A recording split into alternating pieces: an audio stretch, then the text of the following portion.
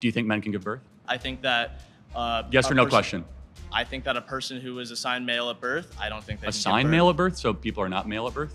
I think that a person... See, your evidence that college is a scam, my friend. So what do you say in some cases, women with IUDs are murderers? Of course not, they're not murderers. So what's the difference between an IUD killing a conceived zygote and like a mother going to Planned Parenthood and killing the fetus in her womb? That was actually the best point somebody made.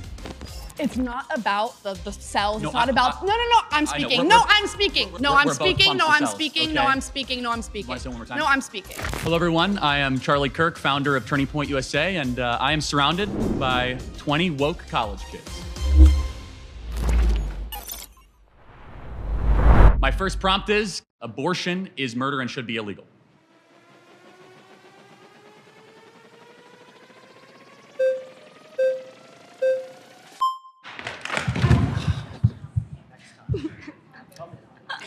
Can I maybe go? Okay, hello, what's your name? Juliana. Nice to meet you. Nice to meet Can you. we get our terms right first? Yeah. Okay, abortion is the forcible ending of the viability of a being in utero, otherwise known as a fetus. Do we agree that's what abortion is? Okay, yeah. Okay, great. And then murder is the intentional taking of life, different than killing or sudden death. So murder would be the intent, with intent, taking another life. Do we agree with that? Okay. Okay, and then we agree that murder in general in society should be illegal. Yeah. Okay, great. So yeah, no, I do want to preface that I'm a Catholic. Okay. So I think one really important thing that the Bible says is to not judge. And just going back to the topic, I think there's a big difference between, cells in utero than a living, breathing, existing being. And while I do believe it's murder, and that's just my personal belief, right? I don't believe in telling people what to do with their bodies. That's not up to me, and it's not up to us as well as Christians to judge. Should we prevent murder in society? For sure, yeah. Then it should be illegal. But I think that it's really different, right? Because, these people aren't. Sorry, nice to meet you. Okay, nice to meet you.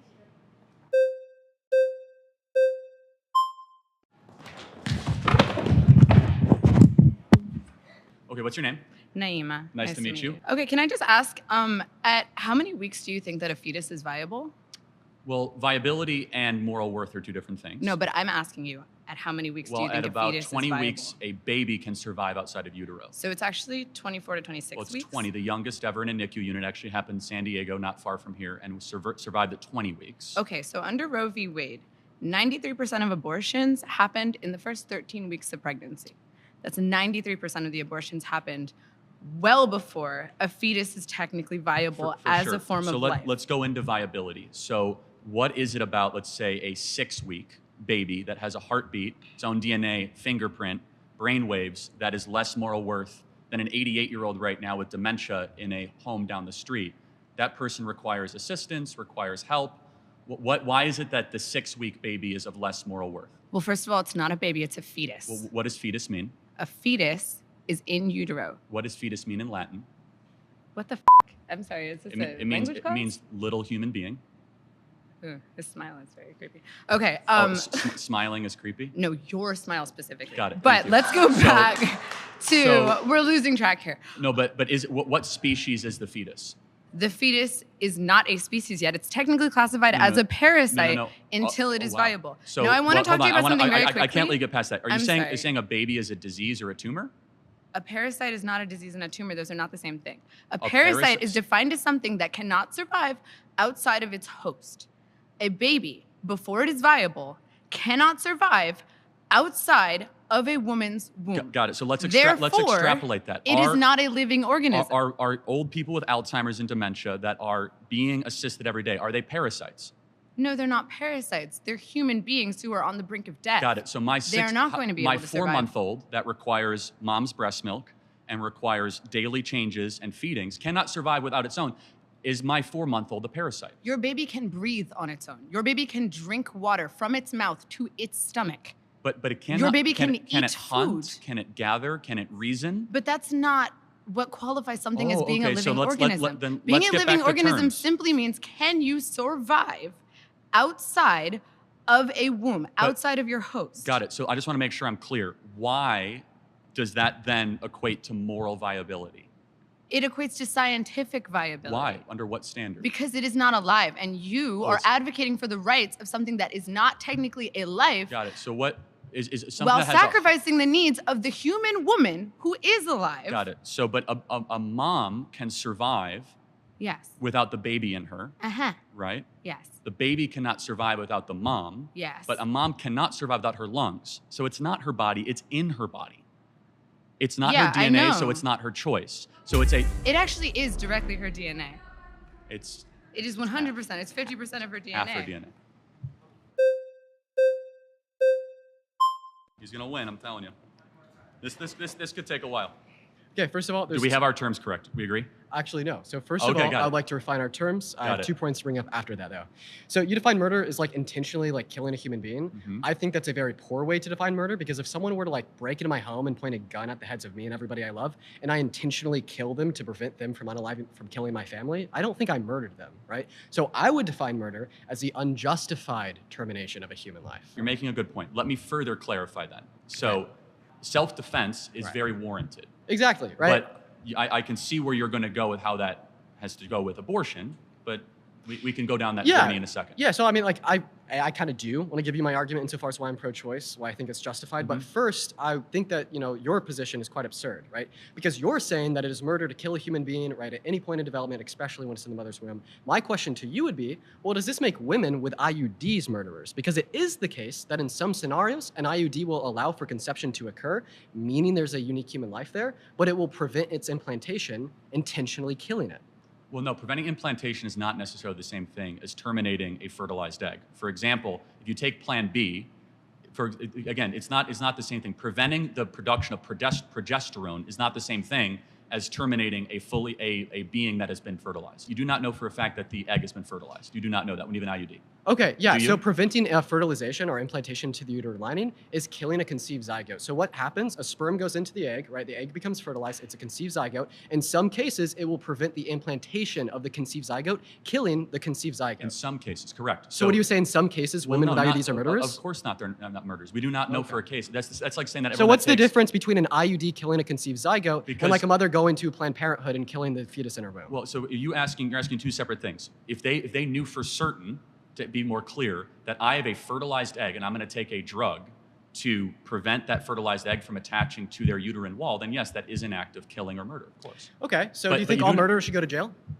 Do I think all murderers should go to jail? I mean, on third degree murder. However, no, I don't think women that got abortions or had IUDs should go to jail, because I think that they have been deceived by mass culture and mass propaganda. Secondly, the people who should go to jail are the abortionists, who are the ones that have been putting the abortion pill, the ones that have been doing procedures, the ones that have been going into the 3rd trimester and breaking babies' backs and inserting them with syringes while the babies are crying and suffocating, being born alive, and then being dead on the operating table. Okay. That is who should go to jail.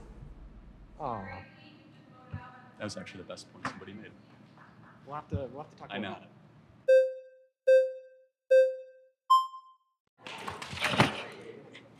Okay, whenever I'm talking about this discussion, I always go to the question of what about in the case of the mother when her life is in danger? Because I'm a big believer. I don't know. I'm still iffy on if I think it's or if it's murder or not. But even so, I mean, I don't want to say murder is justified. Guys, wait. Let me just get this one point, and then you can vote me out. Give me 1 second.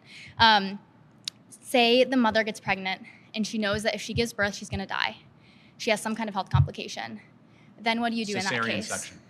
I don't know what that means. It's a C-section. They Oh, do an insert. Guys, wait, hold on. Just give me one second.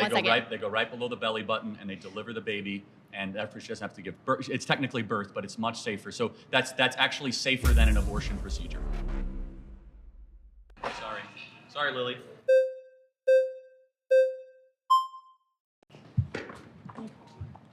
Hello, how are you? Hi. What's your name? Deedon. Nice to meet you.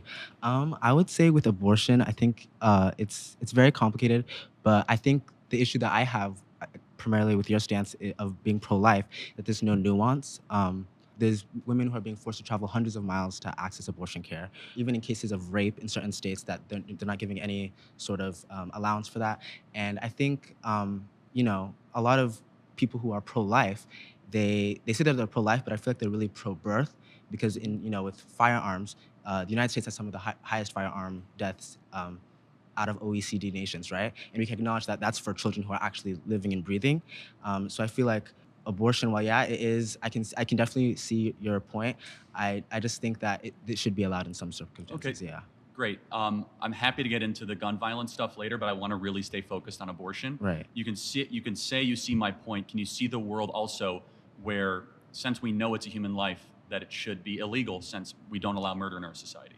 Well, that's where I have an issue, because abortion is not being done willy-nilly. It's like the life of the mother is always. How many abortions do you think we have every day in America? Just guess. I'm not sure. Guess. I'm honestly not sure. Maybe, I don't know, 1,000? 4,000 a day. So 4,000. it is kind of willy-nilly. We have 1.6. Sorry.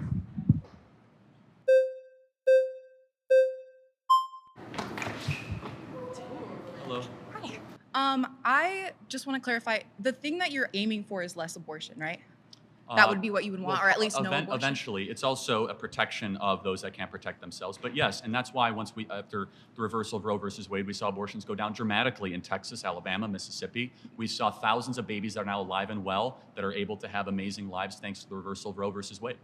I don't think a lot of that is true. Well, it is, but it's not true, because when you make abortion illegal, it doesn't actually decrease the amount of abortions that happen. That's a nice talking point. In Texas, the numbers show differently. The birth rate has gone up. Yeah, legal goes down, but illegal abortions still happen. Abortions still happen outside of whatever data you're showing. That's not true, but let's just say, well, if you want to, well, first of all, if you count the abortion pill, you're right, but that's a separate thing than a chemical abortion and surgical abortion are different things. And I'm not debating you, I'm debating her. So if you want to do the flags and come back in, try and be faster next time.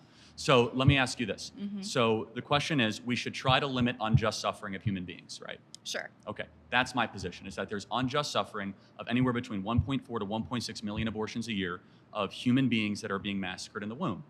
And so that's not a woman's rights issue, that's not a men's rights issue, that's just a human rights issue. Okay, the best way to decrease abortions happening is proper sex education. Limiting abortion and making abortion illegal does not actually decrease the amount of abortions that happen. So what is your evidence of that? What is my evidence of that? Because we have increased sex education in the last 30 years. Our sex education is so bad in America. Well, by bad, what do you mean by that? We have more access to birth control for young kids. We have more kids that are learning to use birth control at a younger age. We have more of that in our public school system, and we've seen all the trends actually go in a negative direction. So, in fact, we see that the more sex education there is, the more disturbing those trends are. So you say that, let me ask just one more thing. Mm-hmm. You say that if we make abortion illegal, people will still do it. Should we then just make gang violence legal because No, I'm saying if you actually wanted to decrease the amount of abortions that happen, you wouldn't be advocating for to make abortion illegal. You'd be advocating for all of these other things. Does that logic apply to stealing, looting, kidnapping, arson, and murder? Well, actually it does, because those are results of different societal issues that you should be educating yourself on rather than making it illegal on the front. Should we make kidnapping, arson, burglary, murder legal because they're symptoms of something else? We should be helping society heal from those things. You got to answer the question. We want less of those things. Should we just make them legal and we'll get less looting? Actually, I'm going to let someone else. Thank you very much.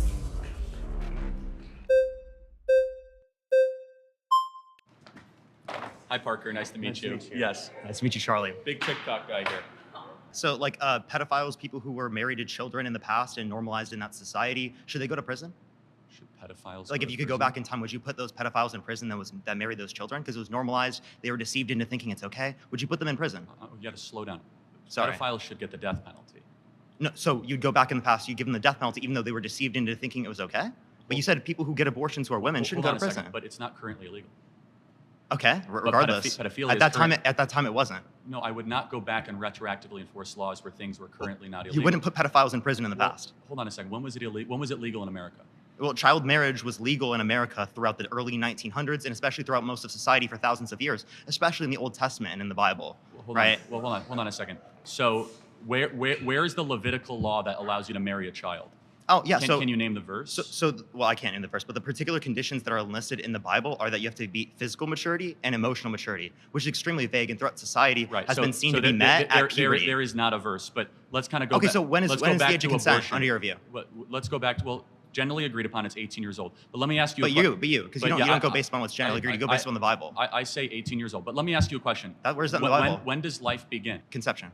Like conception, great. So good. So should we protect all life at conception? I care about sentient life, not sentient. Cellular So life. when do brainwaves start? Do you think brain dead people should be able to pull the plug on, like a family should be able to pull the plug on an individual in the family that's brain dead? You got to answer the question. When do brainwaves start? You can see brainwaves around 6 to 8 weeks, which in brain dead individual there are brainwaves as well. So the brainwaves necessary to produce a subjective experience are met until around 18 through 26 weeks in the womb. Can you see it from my perspective? That at 6 to 8 weeks, those brain waves will actually increase, not decrease, if allowed the process of development to continue. Did you know those same EEG scans exist in brain dead people that you don't think are sentient? No, but the difference with the brain dead people is that the likelihood of those brain waves actually increasing is very low. At 6 to 8 weeks, when by 15 weeks they can hear the mom's voice. It's impossible. It's irreversible sensation. That's what brain death is. I apparently didn't know that. But no, it's not coma. But you're doing a red herring. Go back to No, it's not. What's a red herring? A red herring is where you avoid the topic and you say something that is adjacent or symmetrical to what I'm saying, but not actually what I'm saying. You mean a reductio ad absurdum? That's not a red herring. A 6 to 8 week baby, if they're allowed to continue to develop, what ends up happening? At a certain point, it will become a sentient being in the future. The same way that if I keep engaging in sex with my girlfriend, there'll be a baby in the future. Yet I don't care about the unless sperm. you're infertile, which we don't know. But let's see the process of development, right?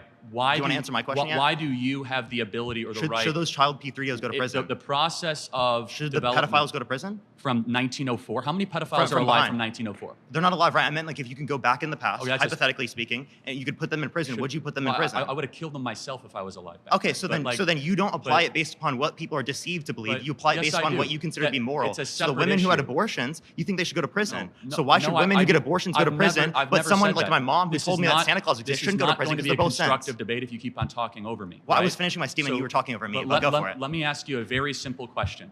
Do you think it would be a good thing if we had less abortions in America? It depends on the context. Like, are the abortions prior to sentience? Yes. Because I think all abortions. No, it would not be necessarily better unless it is the case that the people didn't want the abortions and it would be negatively impactful to their health, medically speaking. Are you against late-term abortion? After sentience, yes. Okay, so you believe in an 8-week abortion ban? Yeah. No, I don't. Sorry, I believe in an abortion ban after 18 through 26 weeks. Okay, that's a more reasonable position. I have to give you credit for that. It's similar to Trump's. 15 weeks? Yeah, so why do you think that most people don't share your view on that?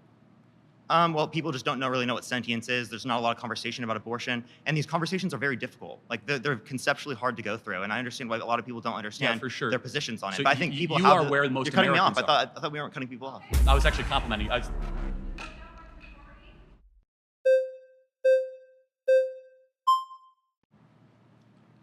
How are you? Nice to see you. So I just have one question.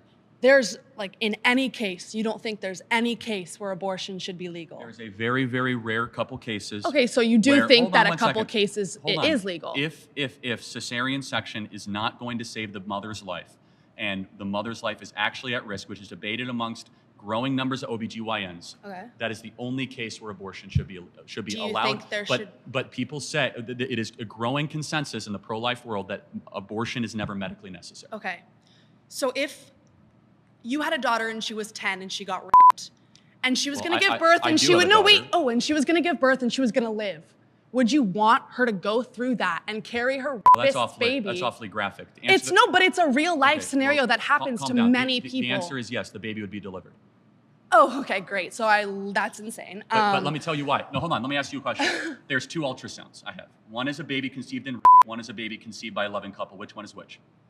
Your daughter was probably hopefully conceived by a somewhat loving couple. Conceived by rape? Tell me which one was conceived by rape. You don't know. Exactly, because it's all human rights and it's all human beings. But that doesn't matter. It's about your daughter who has to give birth to it and is going to be tortured by that for the rest of her life. That's going to take away every freedom she's ever going to have. That's going to ruin her life. She's going to grow up and she's going to be attached to another thing. The point is how you were conceived is irrelevant to what human rights you get. Hold on one second. If a person conceived in rape walks down the side of the street, it's not like they don't get First Amendment rights or Second Amendment rights. It's not about that person. The worst thing to do to the daughter is to then say, hey, we're going to go murder the being inside of you.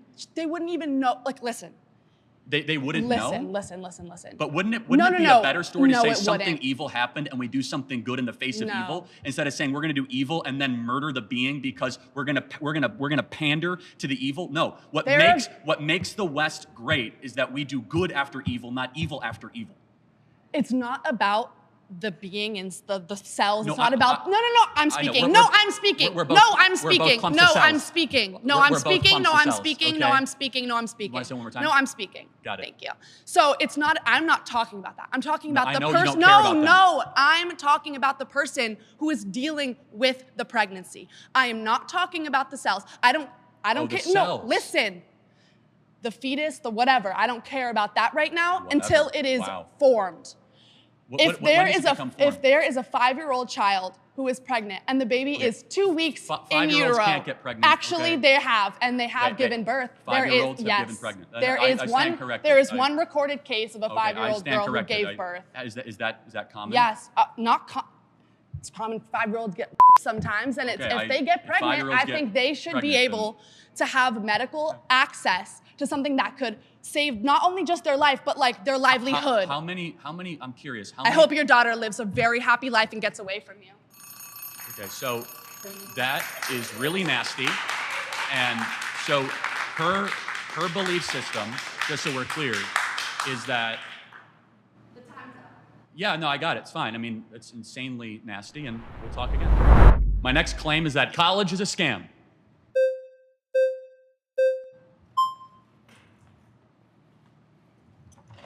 Hello. What's your name? I'm Maddox. How are you Nice to doing? meet you. Good. So, college is a scam. Well, let's define our terms. College being traditional four-year college. Of course. University, not community college or technical college. Of course. A scam, if we can agree on a definition, is where a majority of people who will go through the institution or business, they're not getting their money's worth, their time's worth, and they're being deceived when they sign up. So do we agree on those terms? Yeah, perfect. Okay. Well, what would further definitions, what do you think is the purpose of going to college? The purpose of college should be a traditional liberal arts education, the pursuit of what is good, true, and beautiful. Okay. That's not what it is. It should be the betterment of yourself and your soul, nurturing your character and becoming a better citizen, understanding the deeper things in life. At the very least, though, it should be preparing one for the job market. Do you think college does those things? I think it does, but I would add on to your point that I think not only is it for the betterment of yourself, but it's for the betterment of society. We need historians. We need certain majors that may not make as much money. I think those are for the betterment of society. Would you agree that there's some majors that may not make money, but are still essential to society? It depends. Do you think that getting a degree in gender studies is good for society? I would agree, yeah. Why would studying gender not be good for society? Well, learning that men can give birth is not exactly a good use of time, is it? Is that what they're teaching in college right now? A lot of colleges, yeah. According to the Center for Disease Control, they no longer say women can give birth, they say birthing persons. Okay. Do you think men can give birth? Do I think men can give birth? I think that... yes or no question? I think that a person who is assigned male at birth, I don't think they can give birth. Assigned male at birth? So people are not male at birth? I think that a person... See, your evidence that college is a scam, my friend. College is a scam? You're lacking in a lot of wisdom. Well, here, we can continue right now. So, gender studies, do you think that studying gender is not essential? Should we not deepen our understanding of gender? Well, first of all, I don't think gender... I'm confused. We're going to get there later. I don't think gender exists. I Okay. think that there are two sexes, infinite personalities, and no genders. However, let's get back to the core contention. Well, here, can I ask my question Scam. again real quick? Well, Why do you think... I'm going to get back to my core contention. A scam. So the majority of kids that go to college, if they end up getting a job at all, they end up getting a job that does not require a college degree. Do you think that certain jobs that may not associate with a direct major can incorporate skills that you learn from a major? I think I'm an econ major, and depending on what job I do in the future, I can still use the skills learned from that. So tell me about Milton Friedman. Tell me about Milton Friedman. He is an economist from... How about Thomas Sowell? Thomas Sowell. Ludwig von Mises. Ludwig... Well, I will say that I'm a first year. How about... I'd love to see you answer the gender studies question. We will get there later. That's what psychedelics are for. Who's next?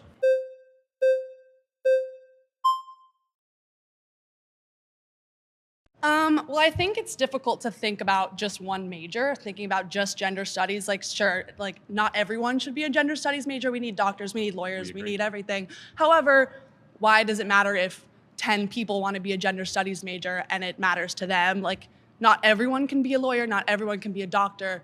There needs to be some people, and you know what? Yeah, it sucks that some people do go to college and get a degree and then they end up not in a workforce for that. But I don't think that has to do with like college was a scam. It's more like maybe that just wasn't the path for them, or that life choice was just too hard to get for them. But some people are able to go to college and get a degree and use it, and that is super important, because imagine if no doctors went to college, they're just like, I think I can do it. Well, of course, doctors and lawyers need credentialing, right? But college. Well, less than 5% of all people that go to college end up studying medicine or in legal. The vast majority go into soft social sciences, communications, or the humanities. So you're in college, or have been, is that correct? Yeah. Are you forced to take classes that you think are a waste of time? Yeah, I'm okay. You know what? Hold on. So they're taking your money and they're forcing you that they're a waste of time. That's kind of scammy, right? Oh, I think that some classes. Ooh, some. So you have to probably go in debt, right? Depends. Okay. Are you going into debt? No. Okay. Well, that's good. I picked a school that actually offered me a scholarship. Oh, so someone else is paying for your college. Oh, I don't know. Depends on me. I mean, that was a school that wanted to give me an opportunity. But that's not what we're talking about. Well, we're talking about the scam element, right? So you said that there are some classes that if students had to go into debt or had to pay for, would not be a good use of their time. So it's not representing students well. Well, do you think like high school is a scam then? Because I had to pay for high school, but I'm not going to use AP US history in my psychology degree ever. Well, I think AP US history is actually a really good use of time, knowing about your country and your history. And well, but I'm not going to use that in my career. That's what we're talking about in the career path for college. Well, let's go back to what I said, right? We said traditional college, right? 4-year college. And what a scam is, we're a majority of the people that will go through the enterprise, the business, or the institution are not getting their time worth or their money worth. So therefore, I go back to my core contention, which is a majority of kids that exit college will not use their degree at all when they go to find a job. But if you ask them, do you think college was a scam? I don't think majority of them are going to say yes. Some of them will. Some of them are going to not everyone who's being scammed actively knows they're being scammed. People still buy erectile dysfunction drugs off the internet. And they get scammed. Okay, that's their own personal choice, though. Of course, people have choices to be scammed. I'm not saying they don't have a choice. I'm making an observation analysis of the institution. For example, flying Spirit Airlines, kind of a scam. Okay. Should be shut down. There is some, you kind of agree. There are some things in life we have to take a step back and the consumer is not being well served. You want to shut down a bunch of majors in colleges that you think are scams? No, I never said that. So what would your proposal be to fix the scam of college? There is no proposal. The contention is college is a scam. So then what's the point of that statement? To get you to agree. But what would that do? What do you want to fix in college that's going to help it not be a scam? We can get to step interval 2 as long as you can agree that college is a scam. No, because not for everyone. For me, I'm using a degree that's going to help people make better. What are you studying? Psychology and criminal justice. Okay. So, and it's being paid for by somebody else, which is fine. That's good. So psychology and criminal justice. Do you absolutely need to get a degree to be able to get into this? You do? Yeah, I could, I guess, study it all on my own, but it's just makes more sense to go and have all these experiences. I'm getting wonderful experiences, internships all through my college. So that's helping me go through it. No, it's college? just that this is a pathway that's really helping me. So there's 11 million jobs open in the country right now that don't require a college degree. Okay, then the people who want those jobs can go get those jobs. I am not one of those people. Do you think we push too many kids into college?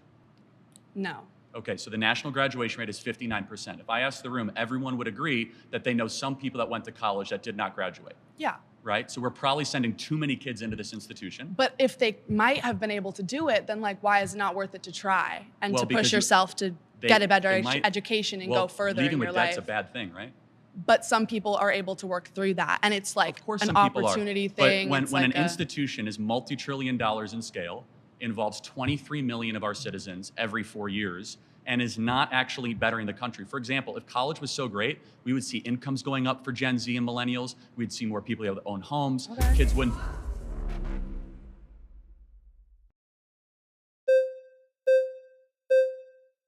I'm telling you, this is so ableist what you're doing, by the way. I'm telling you, right? Hello, what's your name? Alize. Nice to meet you. Okay, so let me start by saying, well, first of all, you said we're sending too many kids to college. Who's sending them? Who's forcing them? Guidance counselors, parents, community. Are they forcing them? Are they signing them up themselves? Hold on. Forcing, I never said forcing, but you can have nudging and forcing are two different things. We also subsidize college through the federal government. So you guys get subsidized interest rates, scholarships, and loans. So the taxpayer is nudging students and gently and sometimes forcefully pushing them into college. And you would agree it is an expectation if you grow up in a upper middle class home to go to college. You would agree with that. So there's a societal cultural push. I didn't grow up in an upper middle class. So. Okay, well, but would you see it from there? Would you see how that argument is correct? I guess there might be a pressure, but no one's sending them. You're sending yourself. Well, of course. Well, we're all over the age of 18, right? Right. When you're in college, so you're sending yourself. Right. But that's besides the point. But let's That's be a honest. different point. I mean, that's a silly argument. Yes, they're technically sending themselves. I was just at Arizona State University move-in. Everyone had their parents there. They were co-signing on loans. They were there helping pay for stuff. Parents, the ones that are still checking in. They're the ones that largely subsidize their lifestyle. Hey, mom, can you Venmo me $3,000 so that I can go out on an extra night? Yes, of course, when you're 18 years old, you're the one signing on the dotted line. But there's enormous pressure and nudging and cultural expectation that students go to college. Right. Okay. I think the problem here is that it's up to the person. You can't just go to college and expect to come out with a degree. You have to put the work in. You have to put the work in. You have to make connections. And some people might think college is just 4 years of partying and drinking and making friends, whatever. But you have to actually put the work in. And if you put the work in, you make connections, and you can find a job right outside of college. Well, no, not doubting that you can't find a job. It's just that 52% of them get a job that doesn't require them to get the degree. But most jobs offer incentive pay if you have a degree. And 86% of people with a degree get paid more than people with just a high school diploma. That's only if you count the ones at the top 10% of income earners. So not if you count humanities, not if you count people that study in the social sciences. If you count medicine or you count law, that's absolutely correct. However, the vast majority of kids that go to college are not studying medicine, law, engineering, business, finance. They're studying communications, social sciences, or humanities, which are on the lower income ladder. So as I mentioned, we have 11 million job openings in this country right now that do not require a college degree. I'm guessing in this room that within 4 to 5 years, you guys would kill to be able to earn $80,000 to $100,000 a year, yes? Do you know that in states across the country and in cities, they're offering apprenticeships to become plumbers and welders, electricians? That doesn't require for your college degree. Entrance salary, $80,000 a year. But again, 86% of people with a bachelor's degree earn more than people with a high school diploma. No, 86% of all people with a bachelor's degree. But if you take out the top 10%, it's actually lower than those that don't go to college. So the reason that number, that average goes up is because the doctors and the engineers and the lawyers are the ones that bring that average so significantly up. But let me ask you a question. Do you think that there's any waste at all in the current college model? Do I think there's any waste? I don't think we need all of it. Okay, good. What part? Well, you have to start with your core classes. And it's like high school. You're taking the same classes in high school. So do you think, like, for example, do you think that... It's okay. Nice to meet you. Thank you.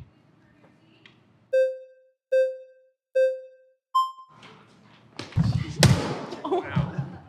I'm Emily. Nice to meet you. Emily. Thank you. Earlier said that about 5% of college students are going into fields of like medicine, law, and engineering, Let me clarify. Okay, yes, yeah. As far as they're going to be able to get postgraduate degrees. So they will go all the way up and get their Juris Master, or they will end up passing the bar or becoming a doctor, right? Okay. So it's easy to say doctors, lawyers, yeah. But healthcare professionals, if you count nurses or people that work in healthcare, that number is closer to 20-25%. Okay, so 5%.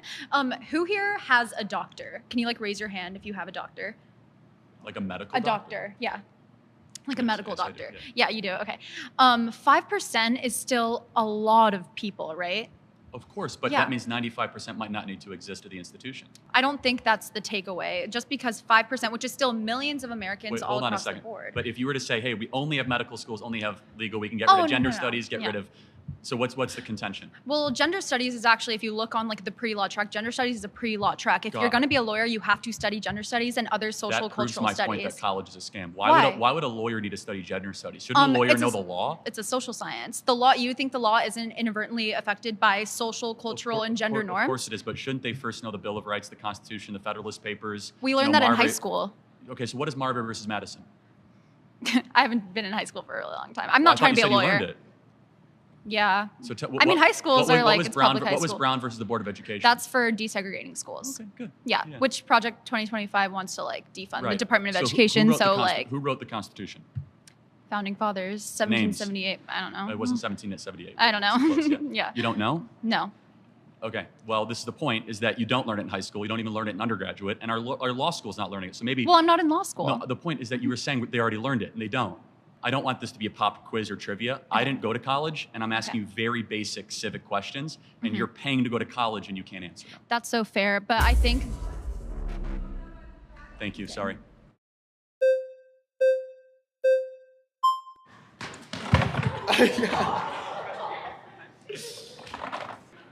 Yeah, I have a question. Is church a scam? No, because church is honoring the divine and the eternal and the good and the true and the beautiful. Is college? But it deceives people because you give a promise of everlasting life, which you don't actually get because Christianity is contradictory, logically speaking. Do you want to get into a theological debate, or are we going to talk about college? Because I completely disagree. Jesus Christ is my Lord and Savior, and we will have eternal life. Okay, so how, if there is a perfect being that created the world, how could we exist in an imperfect world? I'm happy to have this discussion. Can we go back to college, though? Because do you think, because that's a little bit of a red herring and a little bit of a rabbit hole. Tell me what that has to do with college being a scam. Well, I do think college can be a scam for certain people. I don't think it's a scam for everyone. We agree. So for people like me, college was very beneficial for me. For sure. Who is it a scam? I'm asking you, based upon your definition of a scam, do you consider the Christian church a scam? Of course not. It's giving people eternal life and teaches them goodness. But if Christianity is false, then that's a deception. Okay, but you think it's false. I don't. We can agree to disagree. Also, I'm not agreeing to disagree on that. But we're not talking about the church. We're talking about college, right? So again, also, people are not paying to go to church, are they? But it's a reductio ad absurdum. Do you know what that is? Ask the question. What's a reductio ad absurdum? That's a Latin term that means reducing down to the lowest common belief, correct? Yeah, so I'm taking Am I right? I didn't go to college. I knew that. I'm taking your particular position. Let me ask you a question without you interrupting me. Do you pay to go to church? No, I don't. Some people do. They're forced to pay based upon their particular denomination. And today, do you pay to go to church? Depending on the church. No, you don't. Do you have to go to debt to go to church? In some circumstances, people do because they have to give up 10% of their income to be able to do that, which people can't afford. Which circumstance? Well, they're LDS. You understand that a lot of LDS churches specifically require 10%. Yeah, they don't require it. And what you're talking about in plenty of places. Well, you're asking mainline Christian. Isn't there stigmatization if you don't do that? Okay, you're good at interrupting, not good at answering. Well, you haven't answered any of my questions yet. I did say no. Church is not a scam. Church is the bride of Christ. College is a scam, and college is. People are going into debt. They're paying a lot of money. But I want to ask you a question. You said it's a scam for some people. Who's it a scam for? Yeah, for people who specifically aren't ever going to use it, never use any of the knowledge that they retain from it. Well, you say 52%. I don't think you can qualify 52% of people don't do that. What number would you say? For example, my job, that's not going to be recommended as an economics degree. Most economics majors are going to go into TikTok debating online. But I use the information that I learned in college in my job on a daily basis. So I still use relevant qualities that are then used in my job later on. What percentage of kids that go to college are being scammed? I don't think anyone knows that because it's dependent upon an individual. I have no clue. Shouldn't we try to find out? Well, if you'd like to find some empirics on that, I'd love to see it. I just did. So 41%. That's not a source. Well, the Department of Education is a source. No, the Department of Education doesn't say 41% of people it was a scam for, or that they didn't use any of the information they learned in college. You are using. So are you saying none of them used any of the information? Can I say 3 words without you interrupting me? Do any of them use the information later on? Can I say 5 words without interrupting me? Well, you've interrupted me multiple times. So since you say college is a scam for some people, it's a ballpark. For the kids that do not graduate, 41% that ended up going and not graduating, were they scammed? No, just because you go and pay for a particular thing, but then you don't follow through with it, doesn't mean you were scammed. Maybe they were You misled. Decided to pay for it. Oh, you could say some people are misled. Some people are stigmatizing to these things. Do you think that some people are misled in the church? And you never answered my question on that because you're trying to take that time down so that you don't have to answer the question about Christianity because you know your worldview looks terrible. Well, what about Christianity do you want me to answer? We're talking I think it's college, false. Or because I was saying, is church a scam? If church is a scam, that'd be predicated off of the idea that you're deceived into believing that there's everlasting life specifically from Christianity. So Christianity has to be true. So can you grant that? What's the argument? Christianity is true. Did the What's the argument? You're going to let me finish 3 words in a row? Appreciate it. Okay. Did the resurrection happen? I don't think the resurrection occurred. Okay, I disagree. Okay, so let me ask you a question. A perfect creator, is it possible for them to not desire something imperfect? Is a perfect creator, I'm sorry, what? There's a perfect creator that desires everything that's just perfect. How can they desire something imperfect, flawed? Well, because maybe they want to get to know themselves. Maybe they want to see their own creation. Maybe they love their creation. They want to get to know them? He's all-knowing. Can I finish talking here? Okay, maybe because God loved the world so much that his creation, which rebelled against him, given agency and free will, rebelled against them, then got eternal life, what we actually deserve, and then sent his son on a rescue mission to save us from that. The church is the bride of Christ, will save us from damnation that we deserve. College is far from the bride of America. It's currently scamming the youth of this country and sending them into oblivion. Didn't answer the question. I did. No, you didn't say how they could desire something imperfect. Well, God can do anything. We'll talk about that later. God can do anything, so. Even something logically contradictory? No, it's not logically contradictory. To desire something imperfect. Can an unstoppable object hit a immovable force? Hey, before we go any further, we want to take a moment to say thanks so much to Straight Arrow News for powering the fact checks in this video. Straight Arrow News is an app and website that is on a mission to raise the bar on journalism in a time of media bias and mistrust. Their team of journalists believe that unbiased news should be the standard and not just the exception, so they report down the middle with facts, delivering news without bias, filter, or spin. Plus, their Media Mist tool allows you to discover news that's being underreported, or not even reported at all, by different sides of mainstream media. That's why we're so happy to be partnering with Straight Arrow News. The work they're doing gives us a complete picture of the news straight from our phones and tablets with their app. Go to san.com/surrounded or click the link in the description to check it out. By clicking that link, you're not just supporting this channel, you're also supporting a group of journalists that are raising the bar on news and focusing on serving you unbiased, straight facts. Thanks again to Straight Arrow News for partnering with us on this episode. Now, let's get into it. Yeah, my next claim is that trans women are not women.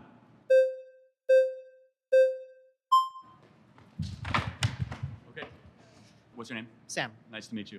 Let's define our terms. A woman is an adult female with XX chromosomes. You tell me, what is a woman?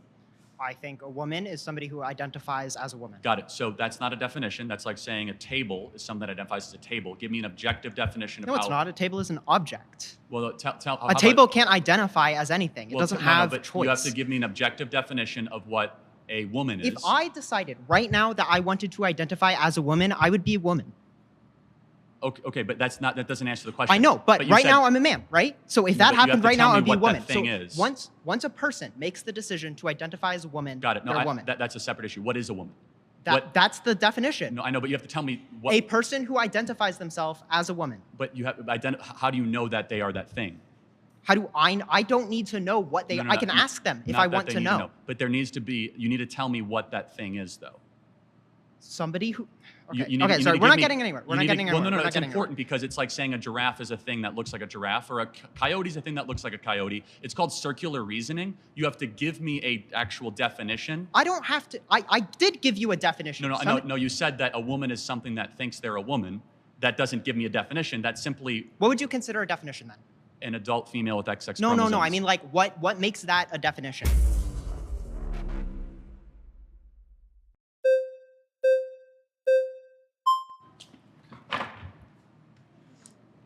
Hello. Hi. Juliana? Juliana, I remember, yeah. Okay. I don't necessarily think that you can define a woman just by her chromosomes. Women are so much more than that. They come in a variety of shapes, sizes, colors. And I don't necessarily think that you can count out somebody who's trans just because they don't have a certain set of chromosomes. There are also people who are born, I'm drawing a blank. Okay. Intersex? Yes. So XXY or YYX? Or just, or like sure. X0 with nothing. So natural mutations upon the binary, essentially, right? Yes. So, but they don't have both sex organs that both operate, right? Yeah, but that also I don't think necessarily works, right? Because if it's X, one just is more X, dominant and than there's the other. So you're either more male or more female, right? So you might have both a penis and a vagina, but there's never been a case of someone who can impregnate themselves. Okay. I also don't necessarily think that works for this situation, but I also want to say that one of my best friends is trans, and I would say that she's more of a woman than I am. I think that women define themselves by multiple things, not just their sex organs. If somebody asked me who I was as a woman, I would not say I have a vagina. Totally fair. So no, I think you said something smart. So you said that person is more of a woman than you are. Therefore, you're grading off a definition of something accomplishes womanhood. What is that? I think well, that's the thing too. And I do think that gets a little complicated, right? Because there are social norms for a gender, but I do think we try to break that, right? No, for sure. But you said that specific friend is more of a woman than you are. Why? I think she's a better person than me. I think she lives life. So women are better people? She's a better woman than I am. I'm not saying women are better people. But what makes a woman? Because you said she's more of a woman than you are. So I want to know what that definition is. Right, okay. I'm gonna let somebody else go. That's all good. Thank you.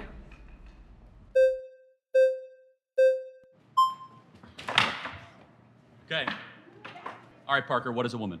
A woman is an adult human person that has a desire to be in accordance with a particular set of social and cultural norms that are typically associated with the female sex. Now, define a man. Define a man. You're looking at one, XY chromosomes in a Okay, but does God the Father have XY chromosomes prior to incarnation? We literally have a religious topic He's a father and he's him, but he's not a man? We have a religious Wait, so a man is someone with XY chromosomes, but he doesn't have XY chromosomes, yet he's still a man and he still uses preferred pronouns? It's actually very interesting. In the original Hebrew, Adonai, do you know what Adonai is? It's the Hebrew word for God. It's actually genderless, but in the scriptures, they use he, right? And they use the masculine. Jesus Christ came to earth as a man, not as a woman, not as genderqueer. But let's go back to the... But God the Father's a man, right? Because all fathers are men. Well, first of all, there's a trinity. So God the Father is neither man nor woman. He is omniscient, omnipotent. He is all being on top of it. So why do you use he? Well, I did not. The scriptures do. You could use woman. You could say her. You could use him, but the way that the language is structured, again, it is so, God the Father is so above gender, it is so above any of our understanding. Then why use with him? Glory and understanding. Again, because you have to make a choice, either he or him or her in the original scriptures. Let's go back to, I'm happy some to get into fathers that, aren't men and boys? So some fathers are not men and boys, not men or boys. I'm sorry. Some fathers are not male. No, of course they are. I'm not. Wait, so God the Father's a male? Hold on, God the Father. So where do we get God the Father from? What Greek word? From your scripture. Well, from Abba, right, which is a very close personal term. You're not answering my questions, and you're bringing up random language that doesn't matter. Well, it actually does. No, it doesn't. But let me get down to the root of it, because he's not a man. You know he's not a man under your worldview. Yet you still use his preferred pronouns. You still call him a man. Christ is a man. You don't do that with trans people because you're transphobic. That's why. Okay, got it. But Christ is a man. I'm happy to get into the sexuality and Before gender incarnation, he's not. of the Trinity. Okay. Before incarnation, there's no penis. There's no XY chromosomes. There's no small gametes. Hold on a second. Let's think about it. If that's correct, how is it then Jacob saw the face of God? Okay, so if there's hold on. If there was not before the incarnation, how did Jacob see the face of God? How did Jacob wrestle with God? Characters can have faces without biology. How did Jacob wrestle with God? So okay, do you think that he has a body?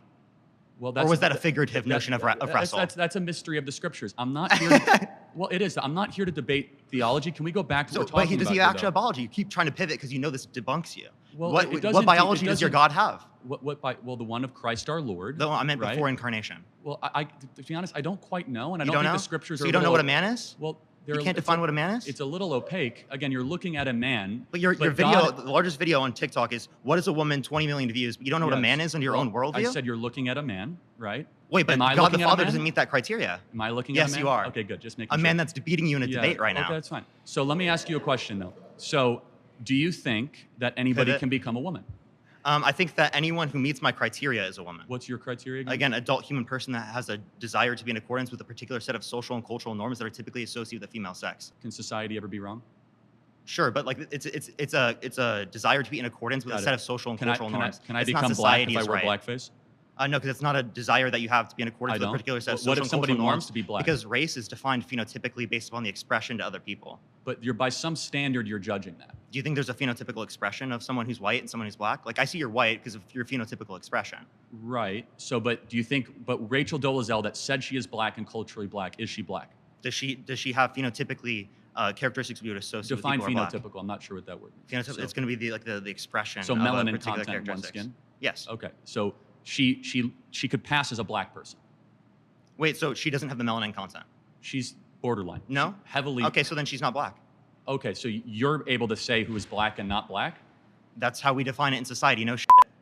Okay, got it. So, but is there an objective definition of who is black? Wait, language is all subjective. Linguistics professionals indicate it's subjective. Language is all subjective? Yes, absolutely. Oh, Every really? word you just used was created by other human beings that are engaging in conversation. Got it. No, now you might think it's created by God, but even then it's still subjective. Got it. But now we're getting somewhere. God's a subject. Now we're getting somewhere. Is the word and the value behind murder objective or subjective?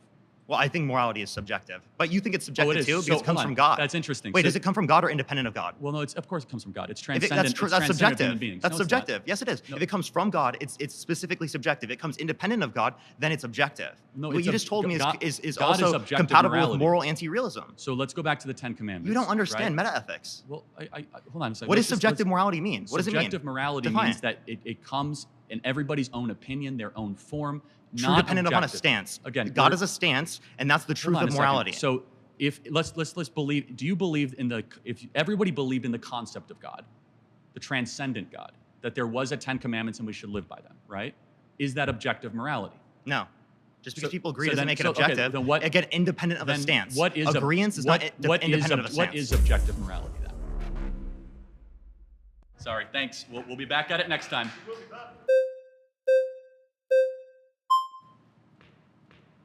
Mason, good to meet you. How are you? Nice to meet you. Okay. So I think it's a little scummy that you're plagiarizing the whole Matt Walsh thing. Like your thing is the worship of Israel and everything like that. I pay him royalties. Okay, for sure. Well, do you want to talk about sex first, or do you want to talk about gender? I don't think gender exists. I think it's a term that John Money and Judith Butler created over the last 40 years that basically is a filler for personality. Okay, well, if we're talking about sex, which it seems like you're saying is the exact same thing, would you say sex is binary by definition? For sure, yes, absolutely. Okay, so you're already incorrect. Like, sex is not binary, it's bimodal. So if we look at a distribution graph, we're going to see people in two camps majority of the time, but there are going to be externalities on both ends of the spectrum and in the middle. For example, like so we already talked about intersex. Right. However, with intersex, though, they are mutations of a binary, correct? No, we're talking about. Hold on, but we're talking about an entire spectrum. Which sex you're by definition dominant, defeating your expression of what a binary is by saying that there are externalities. But let me ask you a question. That like XXY. For example, you're trying to create this own box and then use any examples that are outside of that box to justify that box again. You brought up intersex. We're talking about reality. You brought up intersex. Okay. What sex organs? Which one is more dominant? What do you mean? In an XXY situation. Can you explain your point of view? Yeah, I mean, obviously you have more female characteristics and male characteristics in an XXY, or it might be YYX. One of the two. The point is that you do not have both. We could see people with female reproductive organs that have XY, and we can see the vice versa, people with male reproductive organs that have XX. So I think you said something about gender, though. I think that's more interesting to get into. Okay. Do you understand how the conversation? So we're moving off of sex because you're ceding that argument. No, I'm not ceding it. Okay. You want to keep going into it? We can if you'd like. Okay. So besides male and female, what categories exist? We have people that are intersex. We have people that are on the other ends of the bimodal distribution graph. Are you aware what bimodal means versus binary? Somewhat of an understanding. Yeah. Okay, well, so you can be presented with a graph after this by the people that you brought with you. But it's actually a bimodal distribution. Just like constantly going to condescending type talk is not going to be fruitful. I'm just trying to match your energy with the people that you treated that were trying to have a conversation. Got it. So trans women are not women. Do you agree with that? I would say that trans women are women because people that exist under the category of women, people that exist under the category of men are still humans. Got it. So that category, how is that defined? Well, I wouldn't limit it to things like genitals or things like chromosomes, which it seems like you want to do. What type of genitals would you say I have since you're so obsessed with genitals? I'm not obsessed with genitals, but I could do a blood sampling right now and I could see exactly what you are because every single one of your trillions of cells are either coded with XX or XY, no matter how much surgery or whatever. I think that you are man, but you could fool me. You could take hormones, you could play camouflage. Like I could fool you to be Hispanic if I had the right Hollywood makeup director. That doesn't mean that you are the thing though. But you're going from an objective biological perspective, which we've already talked about with sex. I'm talking about a social construct or a social utility. Yeah, so like if we were at a restaurant, right? I'm sitting down you're a man. And I'm sitting down at the table and you're telling the waiter, hey, I want to go sit with blank. What would you use? With you? He doesn't know my name. Yeah. Well, so I'm sitting over there. That guy. Yeah. Yes, correct. That guy. You're going to typically use he or him, or you're going to say that guy, like you just said. Correct. Because you're ascribing the male gender to me based on my performative characteristics. I say I could be an error. Maybe you are a biological woman. And then you'd correct yourself, right? That take maybe not. So that's what that is exactly what we're trying to say. So the question is that do you think that womanhood can then be assumed just through costume design? It's not costume design. What is it then? It's performative social characteristics. Performative. So you could act that's it. What gender is. Okay, great got job. it. So you could it's like a theater troupe. It's not a theater troupe. These are social. So womanhood categories. can be appropriated. No, they're categories. That's what it is. So there's nothing inherent about the chromosomes. There's nothing that. Correct. Yes. Wow, we disagree. So there's nothing inherent about having a period or being able to give birth or the specific hormonal makeup. In different cultures, we've ascribed that to womanhood. If you go back to other cultures spanning thousands of years, you'll see a difference when it comes to those. Like for example, the Mayans had plenty of people that were schizophrenic, right? So that means nothing to me, right? Okay, so, we have people that say they're hearing things from God. Would you say that's schizophrenic? Well, not necessarily. It built Western civilization and common law and due process and individual rights. I just wanted to hear that your priority. Defense of the unborn and the greatest civilization ever. You know, that voice from God happened to build the greatest nation ever to exist in the history of the world. That's okay. Fine. I think the Mayans would say the same thing. That's the problem with presuppositional arguments. Yeah, let's go down. Is that you could say anything. Can we go visit? I mean, God's telling me right now that you're a Nation? fish. Do you think that's real? Can we go visit the Mayan nation? They didn't last that long, did they? Yeah, over killing and violence, and you can justify that if you like. You mean all the child sacrifice? And this is the condescending tone that why I'm trying to match it is because you mean all the child sacrifice the Aztecs, Mayans, and Incans did on the top of temples? Great civilization. Do you want to go back into the Old Testament? Let's bring Parker up in here and talk about all the child marriage, and we can talk about the justification of rape. Where was child sacrifice ever in the Bible? When Isaac was almost fucking sacrificed by his dad. He wasn't though, because at the beginning of Genesis, so God just said like, nah, just kidding, dog. Don't actually kill your son. Because at the beginning of Genesis 16 said, I'm going to test to prove Abraham. Obedience. Yes, yeah, that's right. So now you know it. So actually, there was no child sacrifice in the Bible. It was a prohibition on child sacrifice in the Bible. But anyway, that's a little bit of a rabbit hole. Do you understand at least? Can you sympathize with our perspective? Okay. I'll calm it down a little bit. I apologize for the condescension. No, it's fine. I mean, but you're doing it's fine. But did you see where this could get wildly out of control? At least on the extreme. I don't see how it get out of control, because even in sports, for example, you think that there's no. So this is something that we might be able to agree upon, right? Sports were not archaeologically dug up, right? The rules of sports, they are things that we've created as a society. We have decided as a society the most fair categorization is male sports and female sports. Now, as we've been able to understand, or at least bring into the forefront, people who don't identify with the binary, we still have to allow all people that are women in the women's category and all men that are men in the women's category. That includes cis and trans. If you'd like to change that category because you think it's unfair, we can do that. That's what's awesome about arbitrary rules, is we can decide hormones. I might not know this, but like when the Greeks started the Olympics 2,000 years ago, did they have like a bunch of dudes wrestling with women? I don't even think they allowed women to compete. Well, I might be wrong on that, but that kind of proves the point, though, that there was a... Yeah, and what did we do to allow women? We changed the rules. Right, no, but that, by definition, therefore, there is something from body composition, bone mass, lung density, testosterone, and estrogen rates, or endocrinology is different. So if you'd say the majority of males in the bimodal distribution graph, we're going back to that, you can say, hey, we want this level of hormones in this particular category, and we can separate it by hormones. I agree with you that a majority of men or majority of cis men are... You got to be like 99.9%. I don't know, Ronda Rousey could kick my ass, I will say that. No, for sure, but I mean, but could she kick Conor McGregor's ass? Well, now we're talking about the peaks, right? But she's at the peak of cisgender. No, because you're talking about the peaks of two different categories in the same sort of... Right, because why? She's a cis woman. Well, she's a cis woman and he's... a cis man. But yes, and he could kick her tail, right? Yes, I would agree. Oh, okay, for sure, right? Because cis men and cis women have different hormone levels. If you want to change the hormones, we can change the categorization. But you're saying that you want men and women, bar none, and you say that's the most fair category. Then we have to allow all women and all men. But again, those things don't. So I just want to be clear.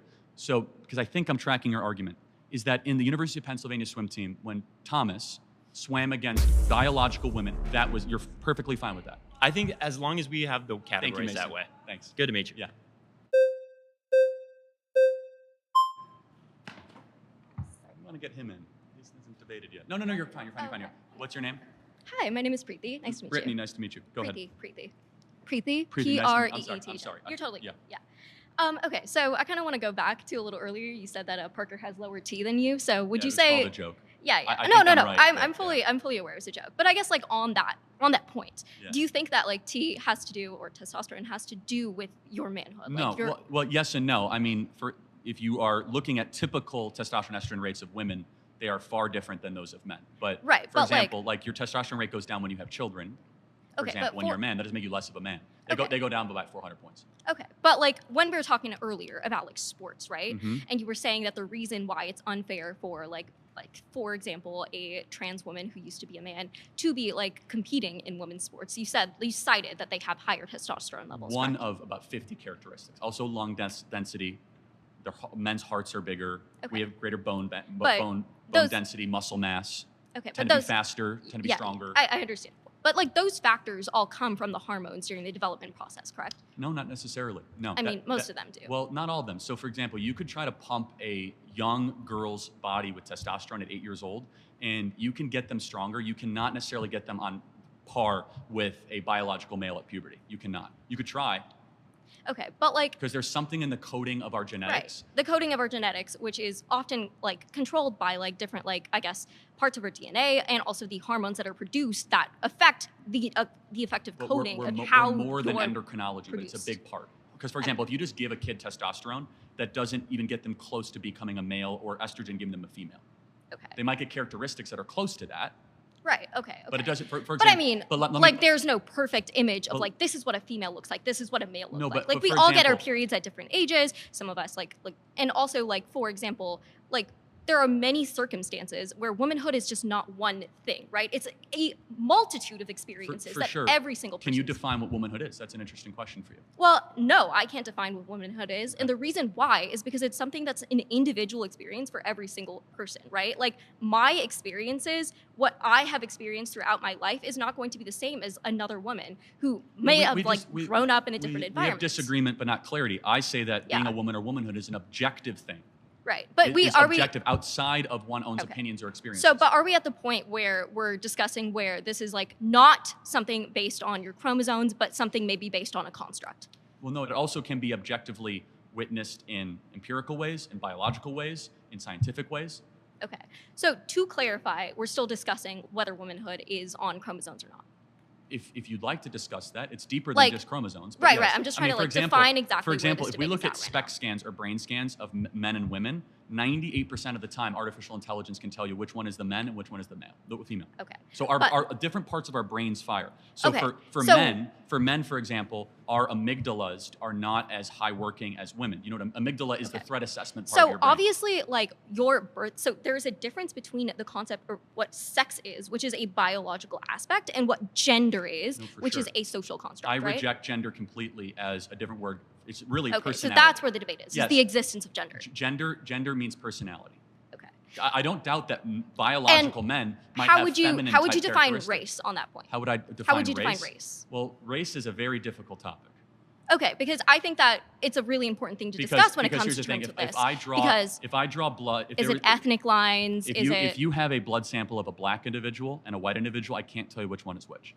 If I have a blood sample of a man and a woman, I can tell you which one is which, just by running very simple elementary blood tests. So, for example, if there was a Hispanic or a white, there is no difference in the genetic coding. There just isn't. Why is it important that someone's... okay.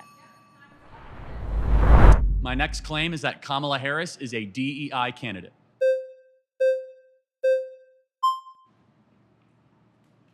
A lot of competition, Mason. Yeah, exactly. Good to see you. Good to see you again. Can I define what a DEI candidate is? I think that you're going to say because she's black and she's a woman, she was appointed because Joe Biden promised that, and it's not a testament to her success. Not only that, but also in her getting the nomination of the Democrat Party, they said repeatedly, we do not want to pass over a black female.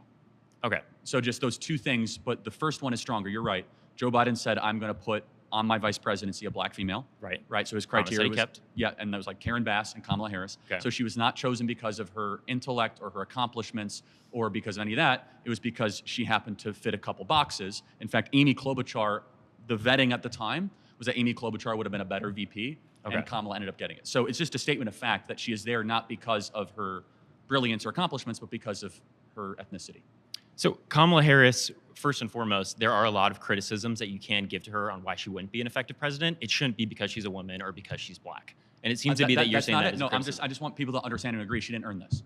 She absolutely did. She has a career where she's been not only a DEA. DEI stands for one of the biggest. Didn't earn it, just so we're clear. But like it stands for diversity, equity, inclusion. I like the meme though. I know what it is. But do you at least admit and acknowledge that when Joe Biden was searching for a VP, he cared more about skin color and a female than the smartest, best person? So the whole conversation with this affirmative action with DEI, the whole reason why people bring it in is to make this imaginary scenario that there's a super qualified white man who was overpassed by this unqualified, stupid, idiot person of color, which is such a terrible analogy because it's not true. His own team it's absolutely not true. Mason, that's not what it is. Joe Biden did not say, I'm going to choose an unqualified person and just because she's black. His own team He's saying that I'm going to have two qualified people. If one comes from a different experience, it might be better to have a diversity and have a better perception in forms of government. He said at the South Carolina debate that I will pick a black woman as my vice president. Secondly, Amy Klobuchar came out. Is this a random black woman that he plucked off the street? Or is this a qualified DEA general attorney who's had a decorated career leading government positions? But you keep rambling about things that just aren't relevant to what we're talking about. It is relevant. Amy Klobuchar in vetting came across as the more qualified candidate. Why? Because they said Kamala Harris wasn't very smart, wasn't very bright. That's their own vetting documents. From who? Joe Biden's own vetting documents So show. why would he go against that? Because the base of the Democrat Party demands tribal politics and DEI politics over competency. That's completely inaccurate. He stated to Jim Clyburn said, I will only endorse you in the South Carolina primary if you say that you're going to put a black person, preferably a black female, on your ticket with you. Therefore, you winnow the entire universe down and say, I'm only going to choose from this criteria. And let's just think more broadly. If you're about to have heart surgery, would you rather have a heart surgeon that's good and excellent, knows what he's doing, or someone that is a black female? And being president's more important than being a heart surgeon. Aren't you on record saying that you'd be terrified if there was a black pilot that was flying your airplane? I did say that, but why? Okay, cool. What was the full quote? I personally, I don't know. If you want to expand on that. Yeah, so this ties into this. United Airlines said that half of all their new hirees are going to be black or women, and that standards and pursuit of excellence is not going to be taken as seriously as diversity. When I'm flying a plane, I want to know my pilot is there because they're a good pilot, not because they fit some DEI box. Damn it, I wish we could have a better conversation. I'm sorry, man.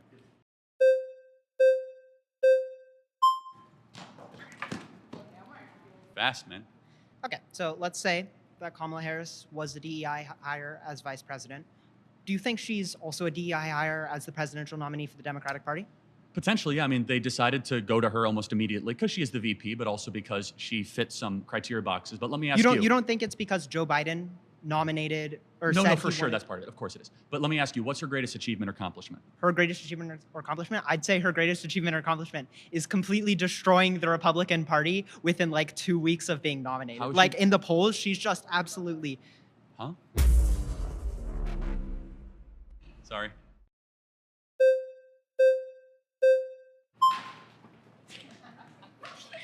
How are you? Nice to see you. What's your name? Amanda. Amanda. So you believe because Kamala is black and a woman, she was chosen for vice president? It's not my own belief. Her own team, Joe Biden said that. He said, Joe Biden said that? Yeah, he said, because beforehand he said, I'm going to choose a black female for vice president. He didn't say, I'm going to choose the most gifted or the most talented or the most accomplished. He said, I'm going to choose a black female. Mm-hmm. And so by definition, that is DEI. That is not the definition of DEI. By him saying that he was going to choose a black female, that could insinuate that he already had Kamala in mind for the role. No way does that insinuate that she's DEI. Well, what is DEI then? DEI would be... Choosing somebody based on their race? No. It's giving people of color the opportunity to be welcomed into spaces in which they typically aren't able to get into. There's never been a female black vice president. And why do you think that is? Well, not why. You just said that's DEI. So by definition, she's DEI. Okay, so she represents diversity within the government, is what you're saying. She got elevated because she was a black female. Because if that were the case, I'd be the president right now. Do you think Kamala Harris was chosen because of her intelligence? Her qualifications and her intelligence. Really? Wow. If you compare a speech with Kamala... What's her greatest accomplishment? Probably being prosecutor within the Northern Californian area. You mean letting out violent criminals and turning San Francisco one of the most murderous, dangerous, arson-filled, homeless-filled slums in the country? Wow. That's her greatest accomplishment? See, I actually went to UC Berkeley, so I lived there. I don't know if you did. I went around the area. Berkeley is a slum. Berkeley is a slum. Have you stepped into Berkeley? Yes, I have. You think Oakland and Berkeley? Have you lived in Berkeley? I've lived in Oakland as well. Do you think, you're basing your You think the Bay Area is like a good area in this country? I'm from Vegas, so I'm not from the Bay. Born and raised in Vegas and went to UC Berkeley. Just graduated this year. What you're saying, literally in no way, shape, or form makes sense. So you think her overseeing San Francisco becoming the laughingstock of the country is San her greatest Francisco accomplishment? is not the laughingstock of the country. If anything, that's Florida. No offense. But well, hold on. If that's the case, why are millions of people moving to Florida and millions of people leaving California? Because there are cheaper rates there. People are moving to Las Vegas. Las Vegas has changed as a whole. It's cheaper because it's a better run state, and we don't give money to illegals, Northern California is not all. Northern California is not the entirety of California. Hold on a second, but there's Southern California, Northern California. Why is it that so many businesses are leaving San Francisco if she did such a great job lowering crime? Do you know businesses go where things are cheapest to operate? Why are they cheaper? Because they're better run states. Do you realize that California is one of the most populated states within the U.S.? So obviously costs are going to be higher. California. Not only that, but land within this state is also very, very, very minimal. So that's... Well, hold on, you have tons of land. You're one of the biggest states Yes, in the country. It is one of the biggest lands, but do you also take into account the population that's here? Yes, and due Florida to that, and Texas have a greater combined population than California. And California has more population and more land mass than Florida. Why is it that San Francisco has a declining population and Miami, Tampa, Orlando have an increasing population? What does this have to do with DEI? Because she ran San Francisco poorly, and she was chosen as a VP because she was a black woman. She didn't run San Francisco poorly. She was the DA of San Francisco. So she's prosecuted. And then she became the AG of California, where crime went up, homelessness went up, arson went up, kidnapping went up, She's not the murder went up. police. Isn't that the job of the police to get the criminals and for her? The attorney general of the state is the top cop of the state. Yes. And what did she do to lower crime in California? She convicted those who were guilty. Why did crime go up? Because as the population increases and this economy gets worse, as the economy gets worse, people are becoming more and more desperate, which leads to passive crime. Thank you.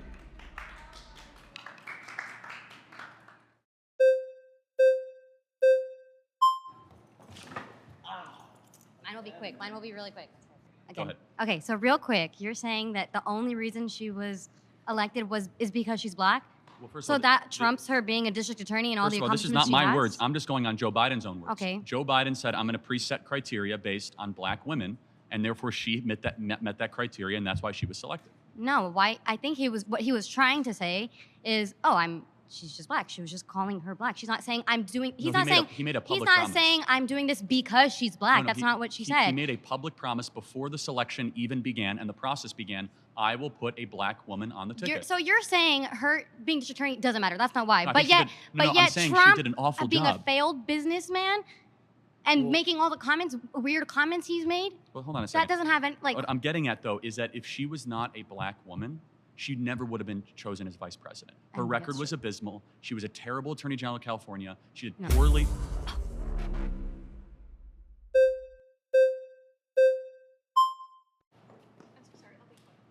I'll be quick. I'm so sorry. She gets the next one. Yeah. All right. Sorry. All right. Yeah, yes. I just have to know. Do you think Tim Walz is a DEI Yes. candidate? Okay.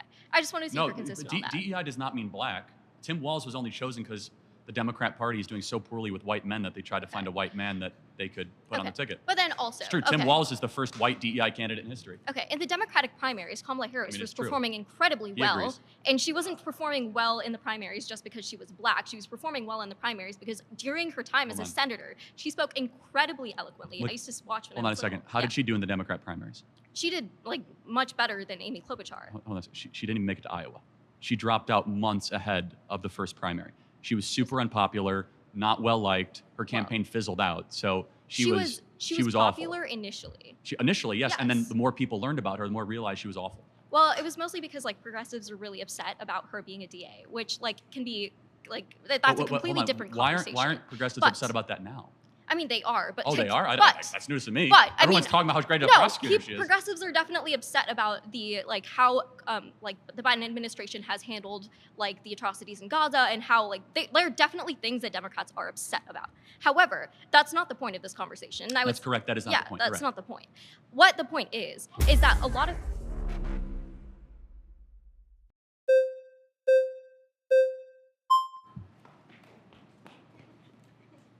Thanks, guys. Okay. Hi, how you doing? Great. So, you keep saying that Kamala Harris is a DEI candidate, and I feel like my main fallacy with this argument is that competency can't be objectively determined because we all have subjective definitions of what a competent politician is. But my question for you is, if Kamala Harris is a DEI candidate, why is she beating Trump in the polls right now? We'll see what happens in November. Okay, but she's currently beating Trump in the polls. So either if the polls are right, I grant you that. He's incompetent. Or maybe she's a new candidate with a big surge. She's doing good. I would caution you being a little, this point in the election, getting too cocky, because we remember what happened with I'm Hillary not getting Clinton. cocky. I'm asking you to answer a question. If she is incompetent, how could she beat the president, who you said is an amazing president? As of the timing of this filming, can you name to me how many times she sat down for an interview? What? No. She refuses to talk to the press, refuses to take questions. She's done not one sit-down interview in nearly 25 days at the filming of this interview, mind you. I think that is a very weird point to make. Why would I count how many times Kamala Harris has had an interview? Because she refuses to take questions from the press and media? Shouldn't you do that if you're the sitting vice president? She's... He actually did 3 last Sunday and 1 today with Meet the Press. So the qualification of a good president is to take an interview. If you can't take a single question, but let me ask you this because it's on you. What's her greatest accomplishment as vice president? As vice president, being the first female all-black president. We've never had that No. before. Like I got that, but like, what's her accomplishment that made people's lives better? I don't know. Vice presidents don't really do much, to be honest. Can you name one thing she's done that's good? No, probably not. Thank you. The Inflation Reduction Act. Oh, really? Did that lower inflation?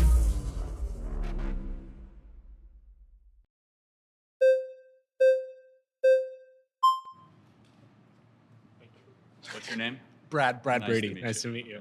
I like the idea. 30 seconds on, 30 seconds Let's do off. I think the best thing I could say about this is you have your opinion and I can have mine.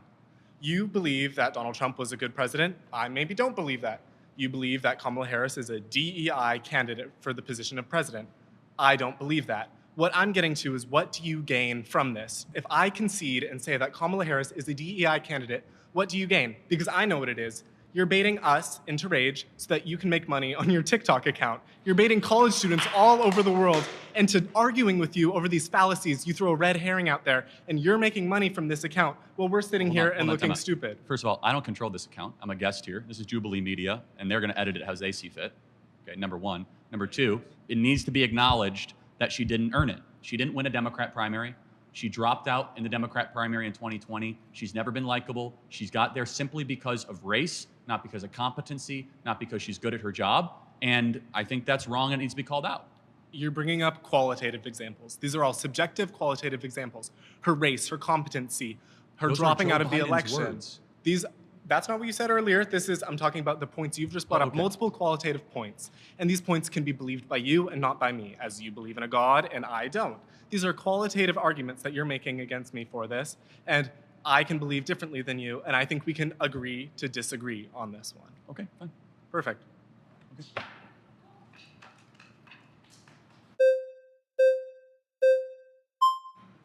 I think this is going to take the entire time. You're welcome. 30 on, 30 off. How do you feel about the Senate?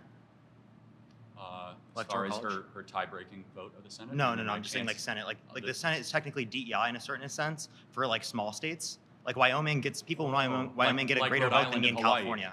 Like Rhode Island and Hawaii. I'm giving you an example. California, I get less of a vote than someone who exists in Wyoming. So we're giving people in Wyoming more say than they necessarily should, given that they're one individual. So why do you believe in DEI as it relates to how our government is set up, but you don't believe in DEI in terms of allowing for people who are black or who are women to be in positions of power that they have not been allowed in, historically speaking? Got it. So is the Electoral College and the Senate based on race?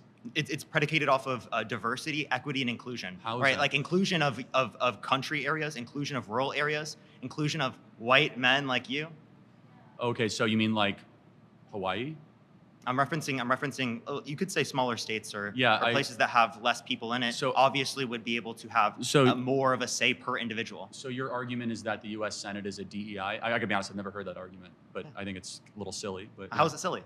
Argue against it instead of just saying it's silly. Well, right. So it's silly on its face because first of all, we have on the House of Representatives it's proportional to population. Oh, but the Senate isn't.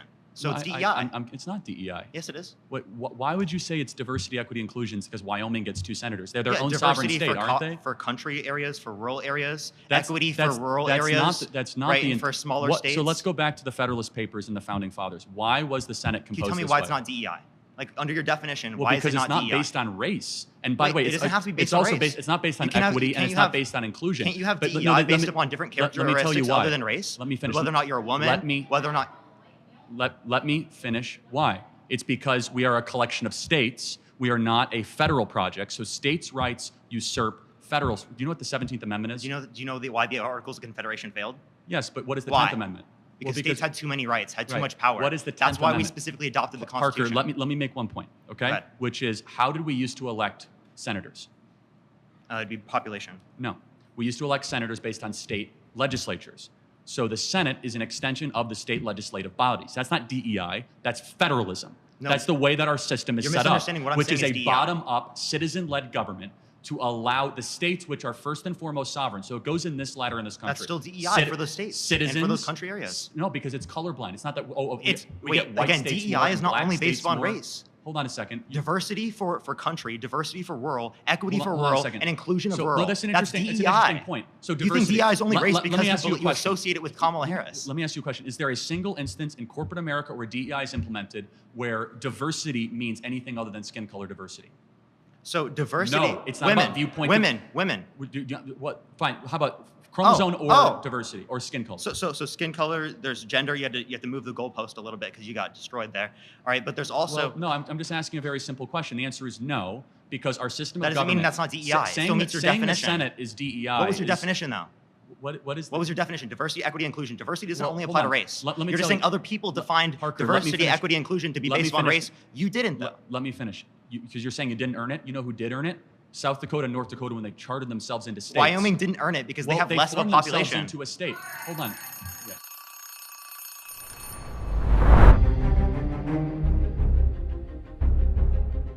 All right.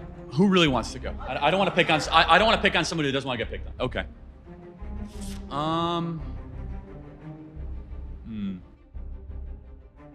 You want to debate?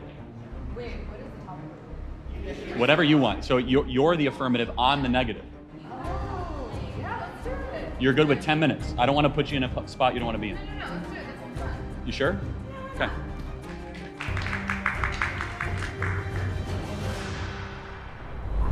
Okay, I guess the claim I'm making is that affirmative action is constitutional. Tell me about your claim.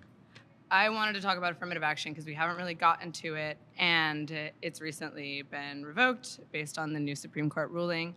And I firmly believe that affirmative action is constitutional and is a right that certain American citizens deserve. And I just wanted to hear your thoughts on that.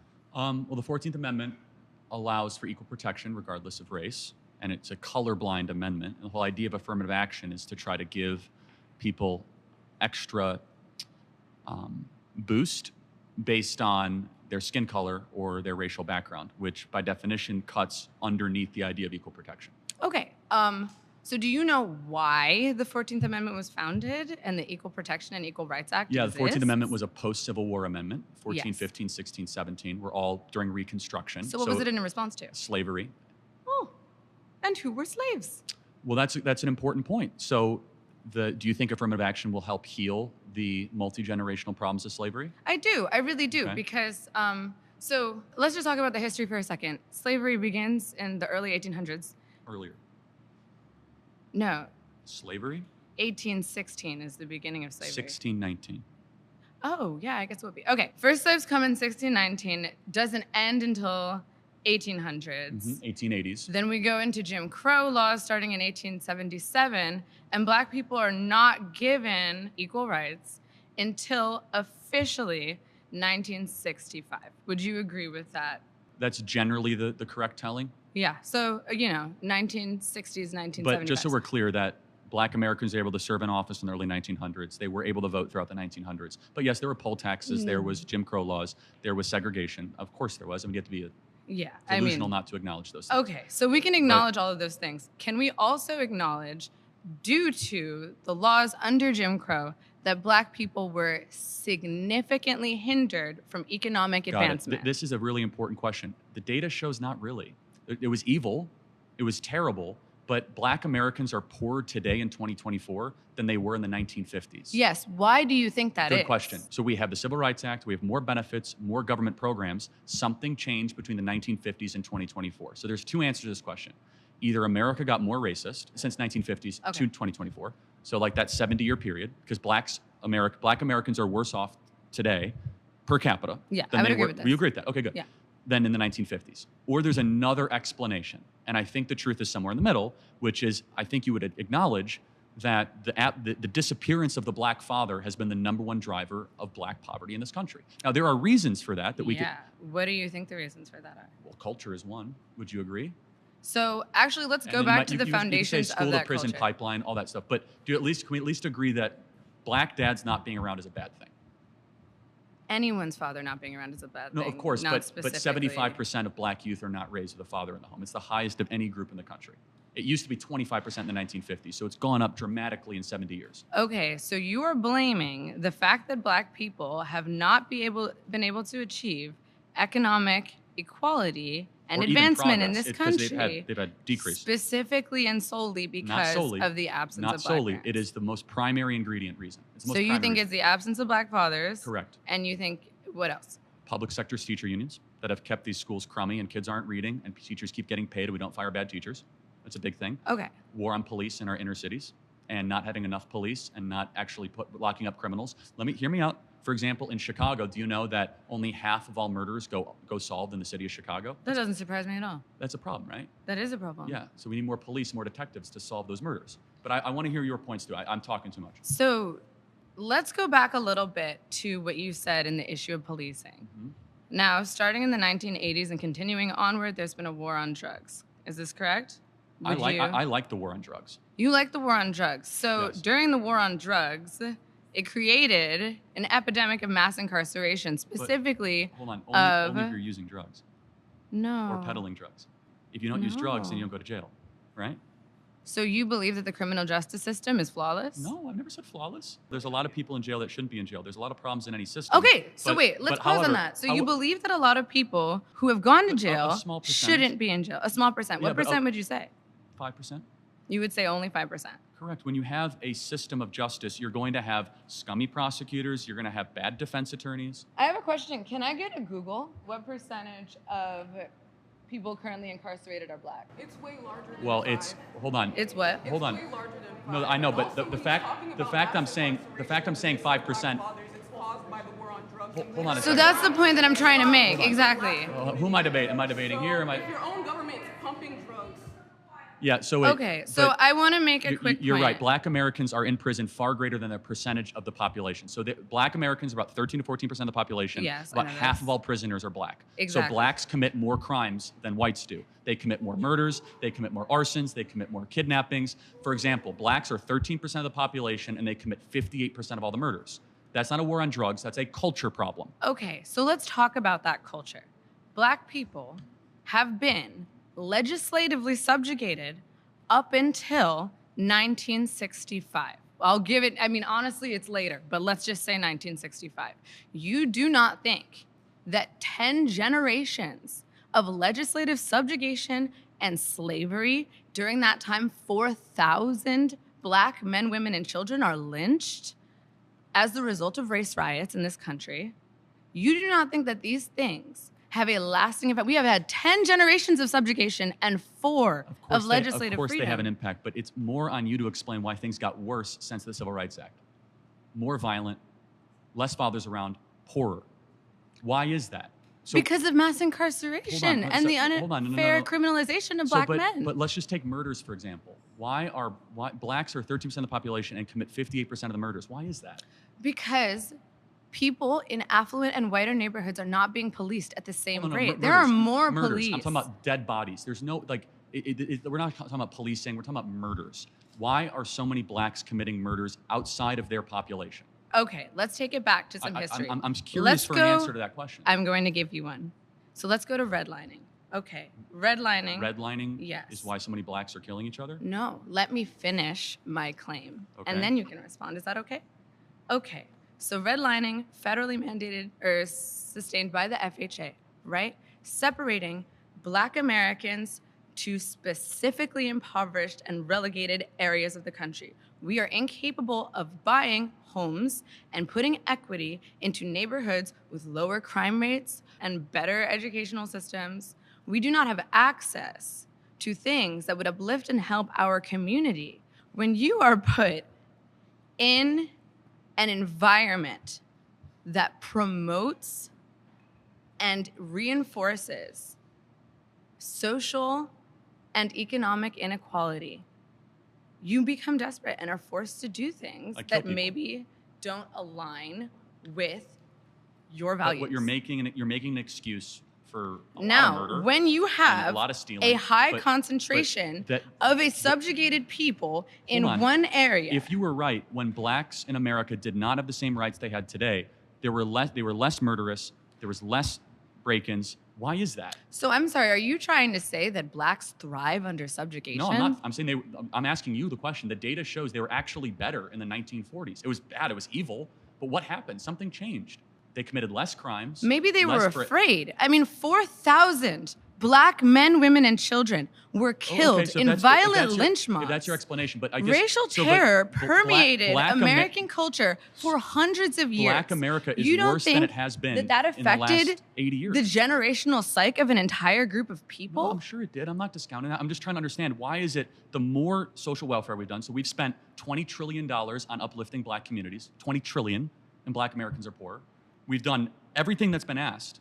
You haven't done everything that's been asked, though. Great society, because what is being asked? Subsidized housing, Medicaid, public schooling, subsidized college. We're talking about $20 trillion that has been spent on the Great Society, and yet Black America is poorer, more murderous, more dangerous. So there's an explanation. I'm asking you to explain that to me. But we are not asking for handouts. We are asking for equity. Hold on, and part of equity what does equity mean? is you mean taking from other people? Excuse me. It means sharing, which is something that you guys seem to have a very hard time doing. Sharing. So somebody has to explain why Black America, and you haven't, is 13% of the population and commits 58% of the murders. Black people have built and founded this society. Thank you. I was a very smart group, very opinionated. There were a couple other people, I kind of felt bad for them. They had a lot of strong opinions, but they just weren't ready for prime time. Overall, very good group, very impressive. Republicans tend to just focus on like preventing you from arguing your point, not actually countering the points that you come up with. He often will switch the topic, like do a lot of gish galloping and like kind of filibustering to get people to not be able to make the points that they want to make. And I definitely feel like he did that to me. Look, Charlie's a talented guy. There's a reason why he spoke at the RNC. He's media trained, he's had conversations like this before, and he's built a career on dunking on college students. But for a bunch of liberal students who don't have that same type of media training and who aren't as prepared to be in confrontational formats like this, I thought they did a really good job of articulating their views. Yeah, Mason was the smartest kid, for sure. Parker needs to calm down. Very smart, but kept on changing the topic. But he's got talent. Very annoying, though. Smart, but annoying. Parker definitely gave Charlie a run for his money. Yeah, Parker ate that down. One girl was very nasty. She was a very nasty person. She overly personalized it. I honestly don't regret any of the things I said. The only thing I would have taken back is I said at the end, as I walked away, I said, I hope your daughter can get away from you. That one was a dig, and that was my bad. But honestly, in the case of her being a 10-year-old pregnant and he won't let her get medical help, that's just wild to me. I can't believe that. I think the group did very great. It's a very hard environment for people to learn in these types of areas, but I think it's best that people get involved in debate and entertainment as it helps people grow and critically think in our society. I thought it was very valuable. I hope people learned something. I think the students were able to refine their arguments, and hopefully this gets seen by millions of people where they're able to see what side they land on. But yeah, it's not easy just to stand there, be 20 on 1, but only at Jubilee Media.